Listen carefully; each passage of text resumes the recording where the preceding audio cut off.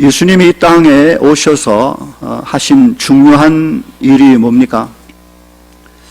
하나는 그가 구약의 예언, 하나님이 선지자를 통하여 예언하신 메시아 그리스도이심을 친히 말씀과 사역을 통하여 보여준 것입니다. 예수님이 왜 하나님의 아들인가? 그분이 하신 말씀과 하신 일들을 살펴보면 그가 하나님의 아들이심이 분명하게 드러나게 되어집니다. 그 일을 하셨고, 또 하나 중요한 일은 십자가에 못 박혀 우리의 죄를 담당하여 죽으시는 일입니다. 십자가에 오르시기 위하여 이 땅에 오셨죠. 그래서 우리 죄의 문제를 해결하기 위한 가장 중요한 일이 주에게 그 일이었습니다. 그리고 죽으시고 다시 3일 만에 부활하시고 성천하사 성령님을 보내주셔서 우리 가운데 지금 주님은 함께 계시는, 우리는 이 교리와 진리를 분명히 믿고 또 체험하고 살아가게 되어집니다.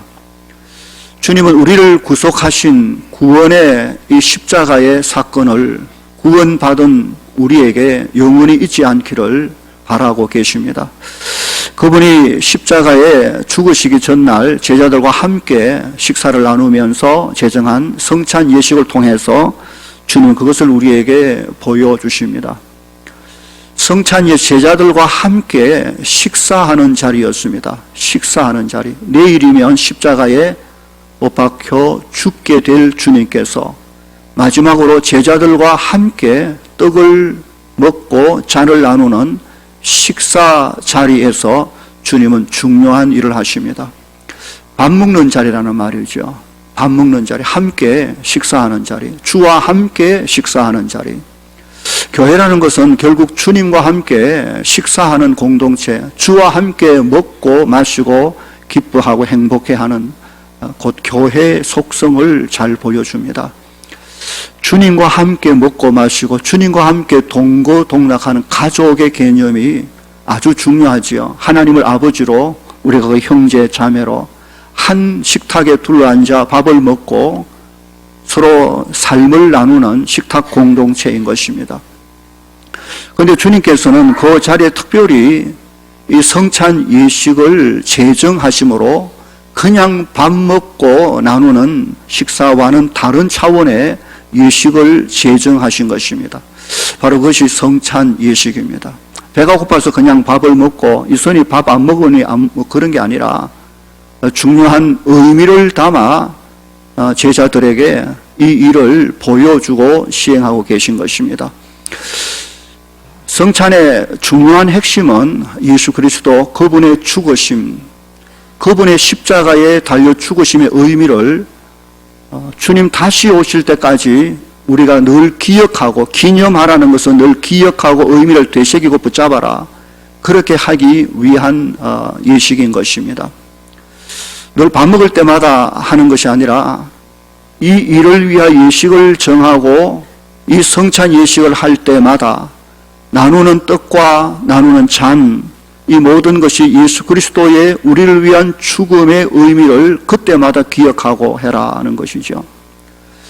밥을 먹는다는 것은 아시다시피 멈출 수 없는, 매일 하루 세 끼 꼬박꼬박 안 먹으면 안 되는, 그래서 밥을 먹는 일상 삶처럼 우리가 성찬을 통하여 주의 살과 피를 나누는 이 일을 계속 해 가야 된다는 걸 말합니다. 언제까지? 주님 오실 때까지. 주님 오실 때까지 우리를 구원한 예수 그리스도의 구원을 한시도 잊지 말고 늘 기억하며 살라는 말입니다.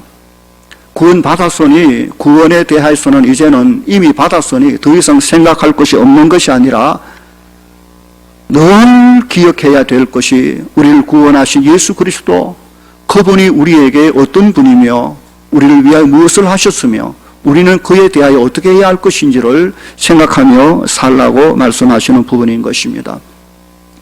아시다시피 성찬 예식은 떡과 포도주, 당시 주께서 그 제자들과 함께 나눈 식사, 지금 말하면 밥을 먹고 물을 마시는 그런 격이 되겠죠. 그 두 가지를 가지고 우리에게 당신의 죽으심에 대하여 중요한 말씀을 전해주고 있고 그것이 계속 시행되도록 말씀하셨고 그래서 그것이 오늘 우리 2000년 역사 가운데 교회는 계속하고 있는 것입니다.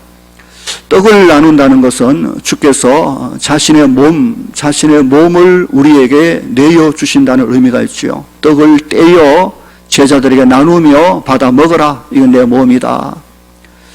그리스도의 몸을 우리를 위하여 희생 제물로 내어 주셨다는 의미와 함께 그 떡을 먹으면 예수 그리스도 그분의 말씀을 우리가 영적 양식으로 먹는다는 중요한 의미가 있습니다. 오늘도 떡을 먹으며 이것이 상징적인 기념적 행위지만 그러나 이 일을 통하여 나는 하나님의 말씀을 내 영의 양식으로 얼마나 맛있게 얼마나 골고루 얼마나 잘 소화시키고 하나님의 말씀으로 내 영과 삶이 건강해져 가는가를 살펴보면서 먹어야 된다. 자신을 살피지 아니하고 대충 그러려니 하고 먹으면 그리스도의 몸과 그 피에 죄를 짓는 것이다 라고 했으니 그 몸의 의미, 그 십자가의 죽으심, 그 주님의 살을 먹는 그 몸을 떡을 먹는 의미를 깊이 생각해서 받아 먹을 수 있어져야 될 것입니다. 또한 아니라 잔을 나누실 때 이것은 생명 피, 언약의 피라고 말했습니다. 약속, 피는 생명을 말하지 않습니까?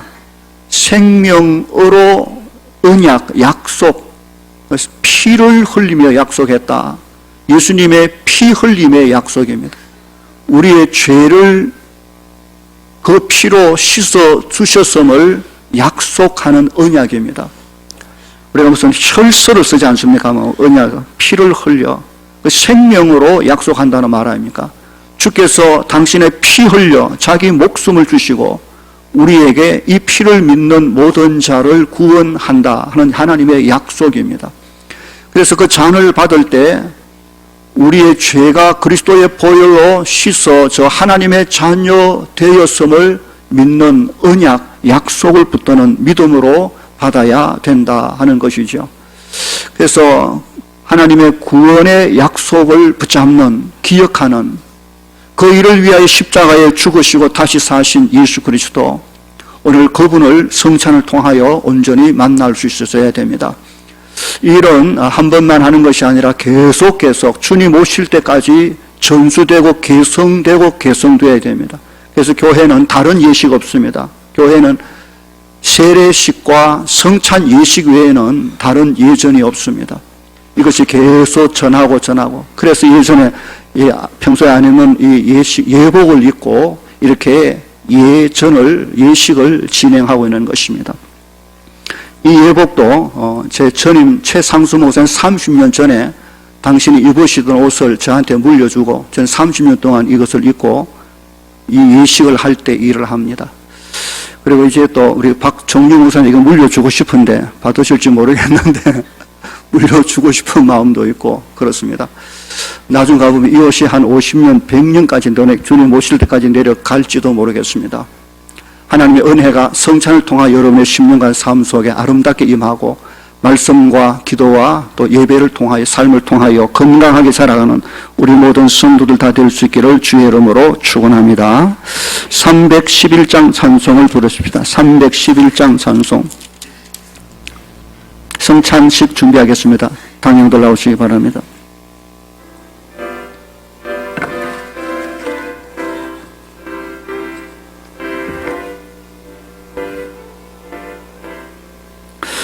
내 너를 위하여 몸 버려 피 흘려 내 죄를 속하여 살 길을 주었다. 늘 위해 몸을 주건 날 너무어 주느냐. 널 위해 몸을 주건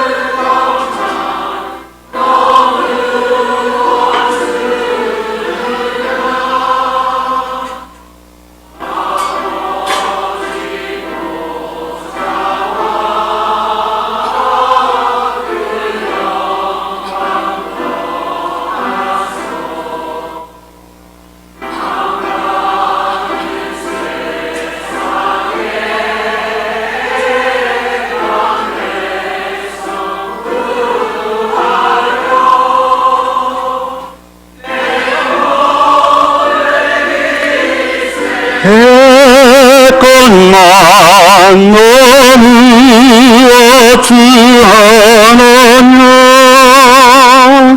내 몸을 희생했건만 너무 어찌하느냐.